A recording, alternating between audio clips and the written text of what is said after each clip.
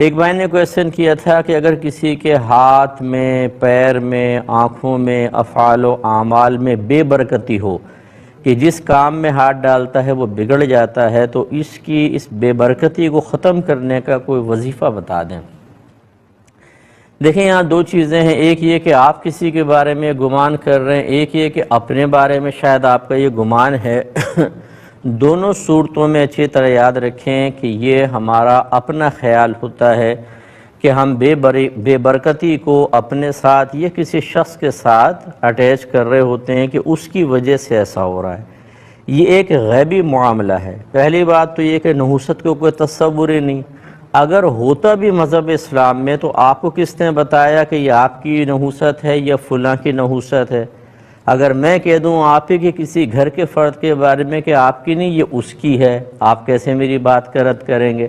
اس لیے یہ خیالات بالکل غلط ہے، اور اس قسم کے وساوس میں مبتلا افراد کے لیے میری گزارش ہے کہ آپ اپنی ان چیزوں پہ توجہ رکھا کریں جو کام پورے ہو گئے، جو کام آسانی سے ہوتے ہیں۔ کہ آپ روزانہ کھانا نہیں کھا لیتے، آپ واش روم جاتے ہیں، دیگر بے شمار کام آپ گھر سے کام سے گھر پر آرام سے آ جاتے ہیں، وہاں پہ نحوست کیوں نہیں چلتی؟ کیوں آپ کو روز ایکسیڈنٹ نہیں ہو جاتا؟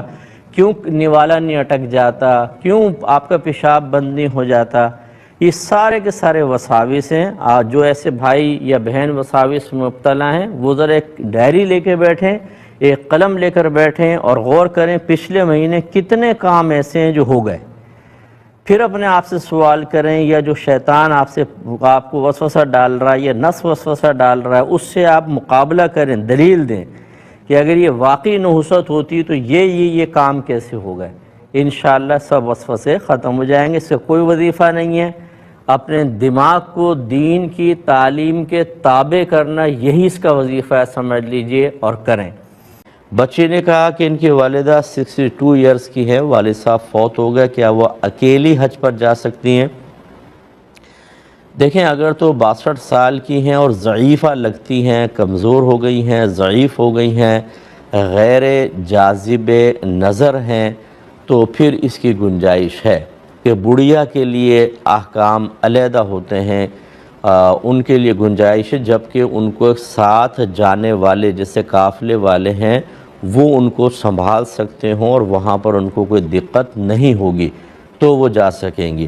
لیکن بعض اوقات ایسا ہوتا ہے کہ عمر زیادہ ہو جاتی ہے، لیکن خاندانی اعتبار سے بعض خواتین ایسی ہوتی ہیں کہ بہت ہی ینگ سی لگتی ہیں، یا بعض ایکسرسائز وغیرہ کرتی ہیں، یوگا وغیرہ کر رہی ہوتی ہیں، ڈائٹ وغیرہ اپنی کنٹرول کی ہوتی ہے تو وہ دیکھنے میں بہت کم لگتی ہیں، تو ایسی عورت بہرحال نہیں جا سکے گی، اسے کسی محرم کے ساتھ ہی جانا ہوگا۔ لہذا اچھی طرح پہلے غور کر لیں ان تمام باتوں پر، پھر آپ کی والدہ جائیں گی۔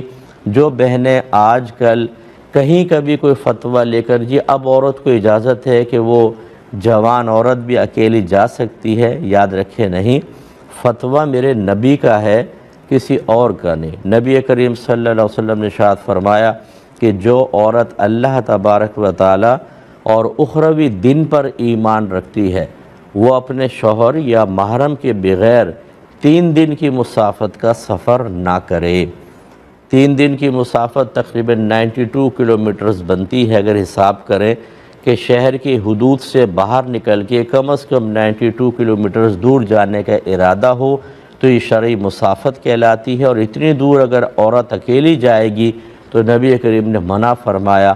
لہذا علماء کہتے ہیں اگر ایسی عورت جو جوان ہے، جاذب نظر ہے، عمرے یا حج کے لیے اکیلی نکلتی ہے، ہر قدم پر گناہگار ہوگی اور اللہ تبارک و تعالیٰ کی لعنت اس پر نازل ہوگی۔ اب حج کا سفر ہے، عمرے کا رحمت حاصل کرنے کے جا رہے ہیں، اور لعنتوں کے طوق اگر ہمارے گلے میں ڈلیں گے تو یقینی سی بات ہے یہ اچھی چیز نہیں ہے۔ شریعت اللہ کو راضی کرنے جا رہے ہیں نا، تو اللہ رسول ہی منع فرما رہے ہیں، کیسے اللہ تعالیٰ راضی ہوگا؟ پھر فائدہ کیا ہے کہ جسٹ آف انجوائمنٹ جا رہے ہیں، خالی پکنک منانے جا رہے ہیں، آؤٹنگ درکار ہے، صرف دل کو خوش کرنا مقصود ہے، یہ تو اچھے مقاصد نہیں ہیں۔